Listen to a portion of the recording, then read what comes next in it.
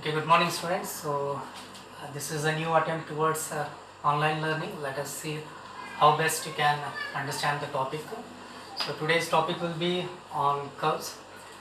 We are civil engineers. We are supposed to deal with a lot of transportation facilities of the country, like it can be a roadway or it can be railways. So when it comes to the construction of roads or the railway lines, you always have to deal with some of the consequences, like giving some turn for the direction. You always cannot have your roads in a straight path. You have to divert every now and then to avoid some obstructions. Obstructions might be anything like ponds or some valleys or hills which you are supposed to avoid. And to avoid those obstructions, you always have to turn your direction, and whenever you want to have the change in direction, there comes the term called curves. So whenever I have to design any road or a railway line, there will be an origin from which you are supposed to start your journey, and there will be a destination. And when I have to connect these two cities by a road network or by a road connection, then I have to start from the origin and reach towards the destination. So definitely I cannot have the straight path. Straight path might have number of obstructions in the form of ponds, or might be valleys, or hills, large hills, mountains, which we may have to avoid in the view of avoiding our unnecessary cost in the construction. So what we generally do is we have some straight direction, then we divert to avoid some of the obstruction here, might be something like pond or something. Then we deviate towards our destination, then we may encounter one more kind of obstruction here, then we may have to divert from our direction, then once again we may have to reach the destination. So you have seen this is what we had the path intended for, and this is what the deviations we have taken to avoid the obstructions. So when I have to avoid the obstruction, when I want to deviate from my original path, definitely I have to take a turn here. I have to change my direction. So whenever there is a change in direction, we have to provide curves there. So remember, so here there is a change in direction. So here there is one more curve which are supposed to be provided. Then there is one more diversion here. Here also we need to have one more deviation or one more curve, and there is one more deviation in the direction. So this requires one more curve. So likewise, for every change in direction what we have, we are supposed to give a curve, right? So this is how the curves are necessary to understand, and they always help us in smoother ride. So you cannot have a change in direction abruptly. So change in direction has to be facilitated smoothly to the user. So whenever I find a road, I always find there is a change in road gradually. So there is no sudden change in road as far as outside the city roads are concerned. So that is the reason why we provide curves whenever there is a change in direction. So remember, curves are to be provided to change the direction smoothly. And whenever you provide a curve, remember it is going to have number of ways of providing curve. So when we talk about curve, then comes something called radius. So when I am saying that I am going to provide a curve, I need to know what kind of curve it is and what is the radius which I am going to provide. So remember, smaller the radius, so it is going to have very difficult in riding. So if radius becomes larger, then it provides good kind of comfort for us. Understood? So remember that smaller radius curves will give discomfort, whereas larger radius curves will give you some kind of comfort in riding quality. So you have always seen that you come across number of turnings in your roads. You find that some of the turnings are very steep turnings where the radius of curvature is too small. So radius, whenever it becomes smaller, it becomes very steep curves. You might generally see such kind of curves in in ghat sections. So in ghat sections you find very steep curve, very small radius curve. So if such curves are provided in a highway or a large area where the land is very flat, so such discomforts cannot be provided, or such a radius cannot be provided when you have sufficient land for it. So why you find such steep radius curve in your ghat section is because of the non-availability of the land. So remember, radius plays very important role whenever you design any highway or railway lines.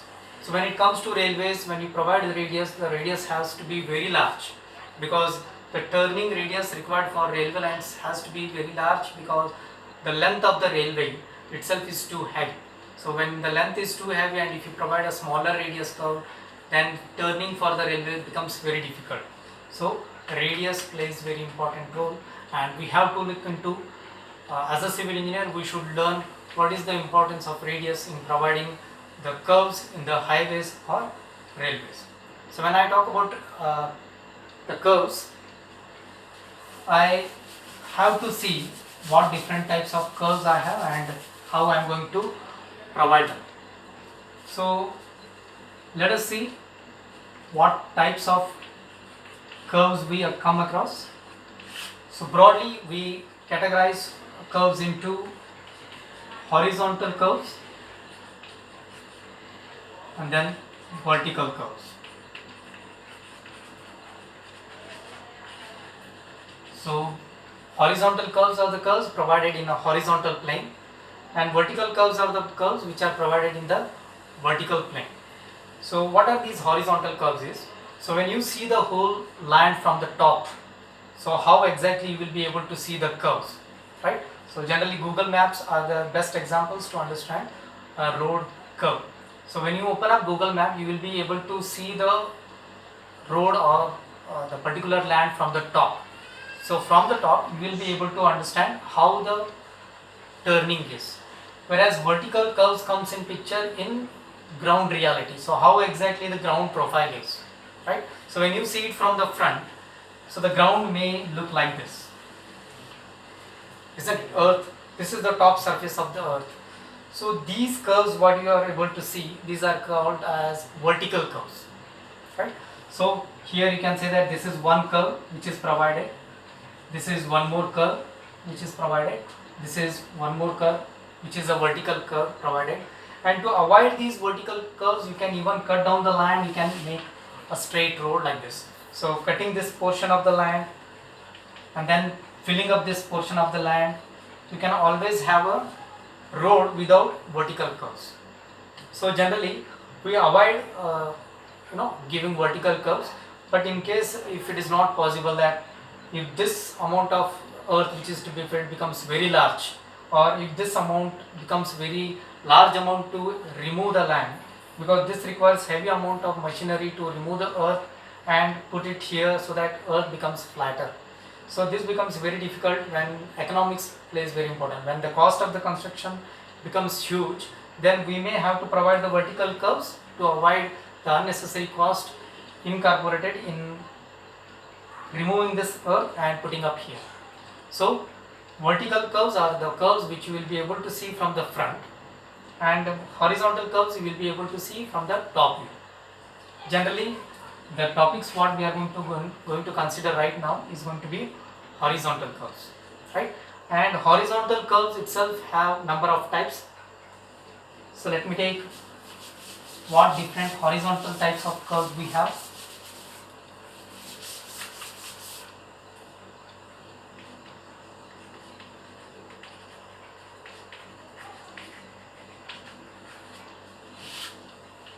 So we have the first type of horizontal curve, that is simple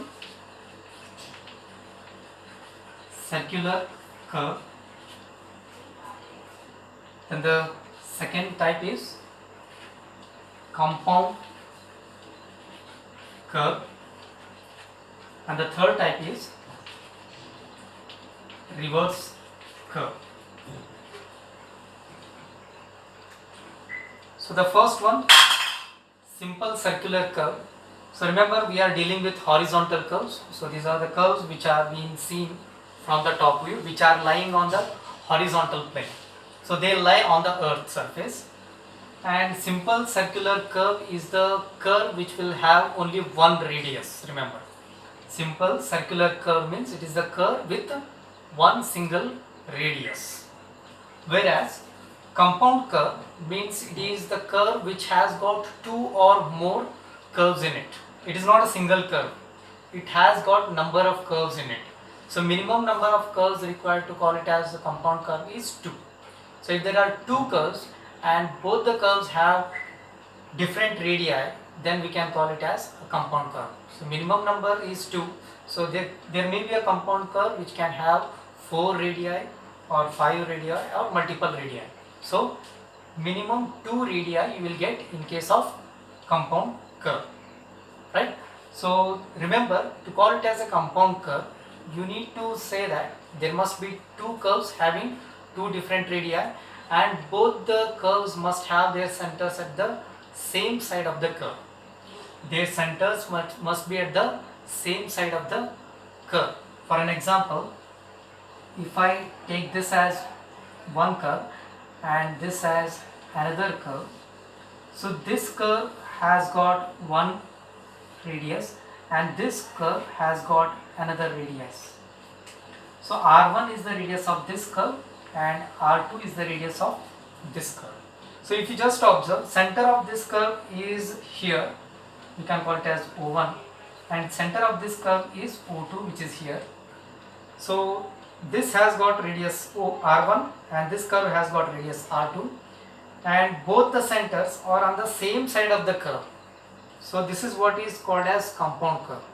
Why I am telling you this is because reverse curve is also a compound curve, where reverse curve will have their centers on the opposite side of the curve. So both the curves now have got the same centers, or I mean the centers are at the same side of the curve. In reverse curve, this is one curve. So as I have told you, reverse curve is also compound curve, but it has got one radius on this side, right, and another radius or another center on the other side, right. So R1 is the radius of this curve, O1 is the center of this curve, O2 is the center of this curve, and R2 is the radius of the second curve. So this is first curve and second curve.